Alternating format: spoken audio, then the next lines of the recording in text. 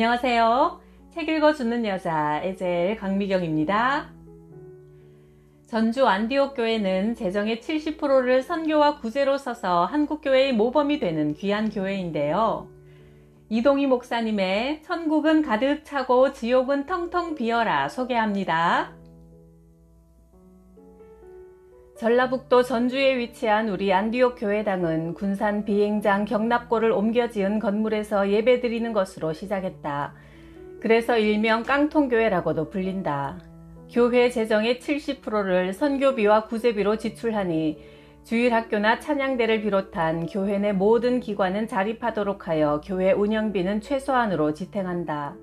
교회의 제1사명을 선교에 두고 목회하다 보니 가끔 불만을 품고 회방하는 사고뭉치 양들도 있었다.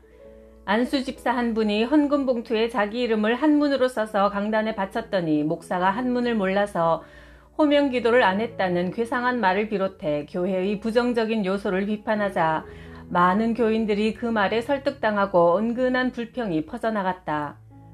교회 설립 초기에 외지에서 오신 어떤 장로님이 등록했는데 그를 잘 아는 목사님을 통해 그분은 가는 데마다 말썽을 일으키는 사람이니 조심하라는 귀띔을 받았다. 그럼에도 자기 경력을 자랑스럽게 말하면서 봉사를 원하기에 몇 가지 직책을 맡겼더니 구역 인도자로 구역 예배를 이끌 때마다 은근히 교회를 비판하기 시작했다. 개척교회가 교회당 건물도 없어 내 집부터 장만할 것이지 무슨 선교냐는 투정이었다. 밑에서부터 파괴 공작을 시작한 셈이다.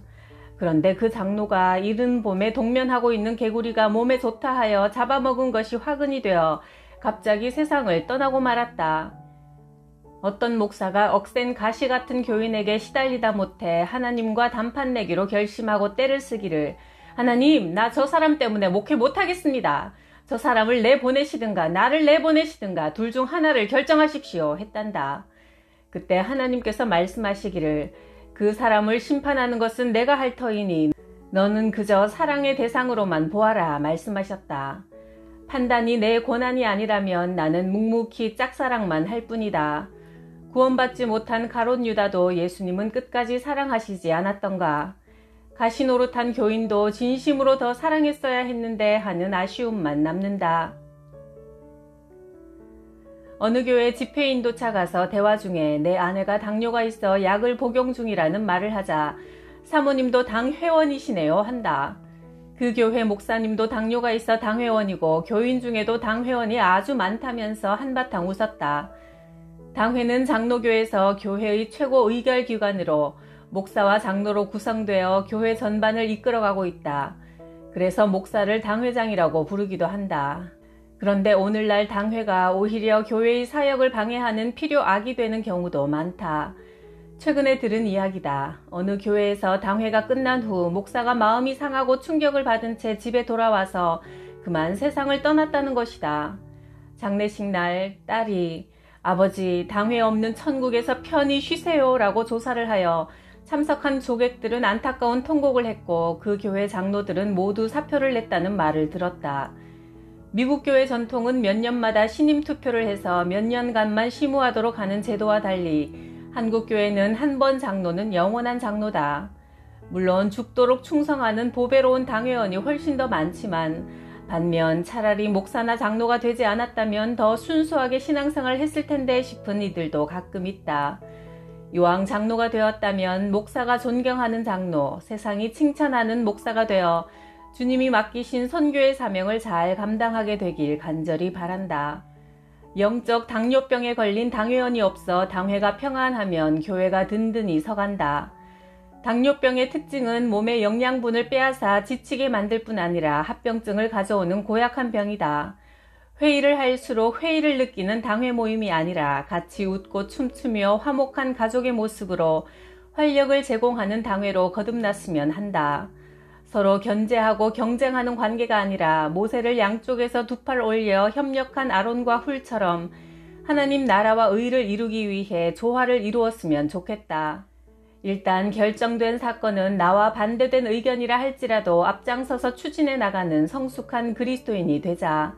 안 되는 조건을 자꾸 이야기하면 분열밖에 남는 것이 없다. 화평케 하는 자가 복이 있나니 저희가 하나님의 아들이라 불릴 것이라고 하셨다. 우리 교회의 선교 사역을 물심양면으로 돕는 고마운 사람들도 있다. 어떤 분이 우리 교회에 거액의 선교 헌금을 보냈다. 은행을 통해 가까스로 알아보고 통화를 했으나 도무지 정체를 밝히지 않았다.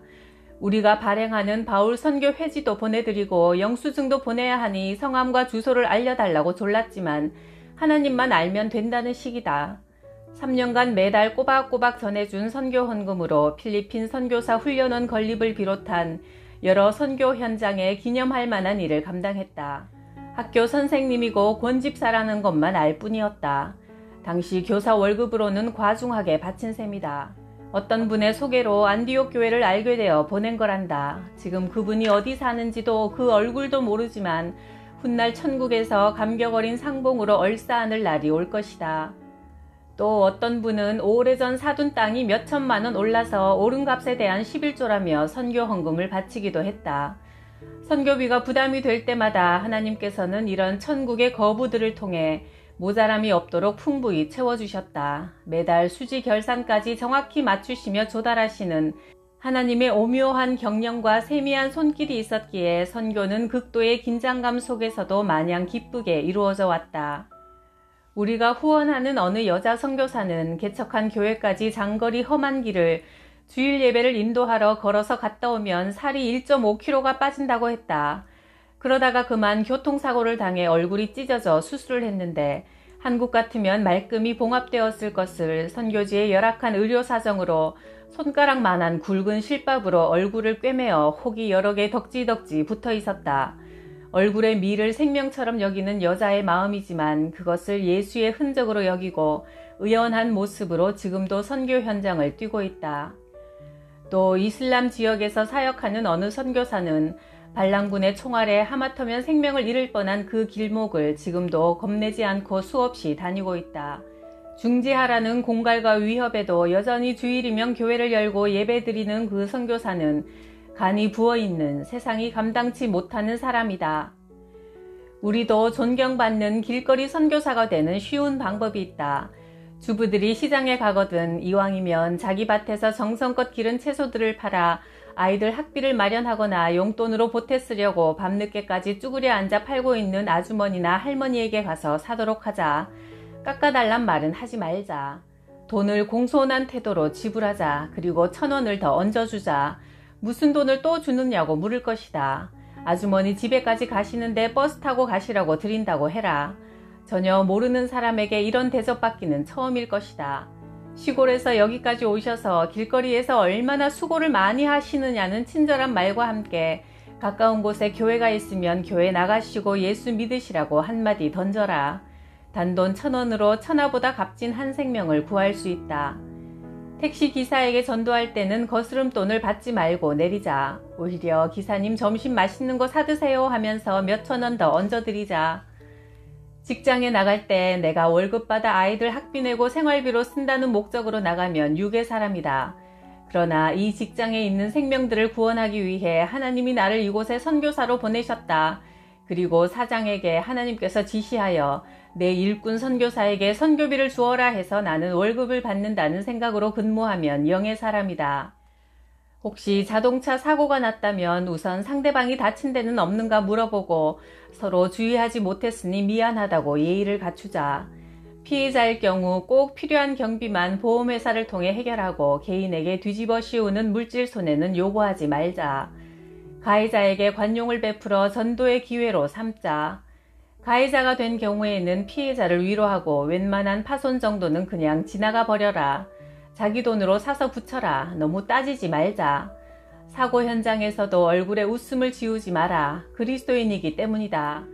천국 시민은 운전할 때나 사고가 났을 때도 언제나 천사의 얼굴을 가져야 한다.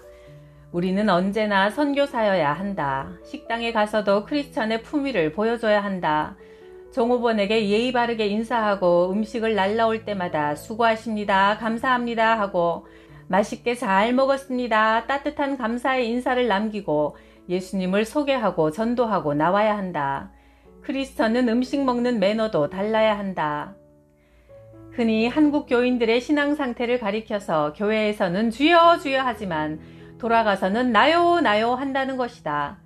교회 안에서의 신앙은 뜨겁고 열광적인데 교회 밖의 생활은 비신앙적이고 비양심적이라는 비판이다. 새벽 기도에 안 빠지는 권사님이 집에 돌아갈 때는 남의 밭에 들어가 고추나 곡식을 훑어가면 안 된다. 한국 크리스천들이 이 나라 양심의 표준이 되는 나를 사모한다. 누구를 대하든지 선교사의 신분으로 대화하고 생활하면 선교사가 받는 하늘의 상을 당신도 똑같이 받을 것이다. 그러므로 너희가 먹든지 마시든지 무엇을 하든지 다 하나님의 영광을 위하여 하라. 고린도전서 10장 31절.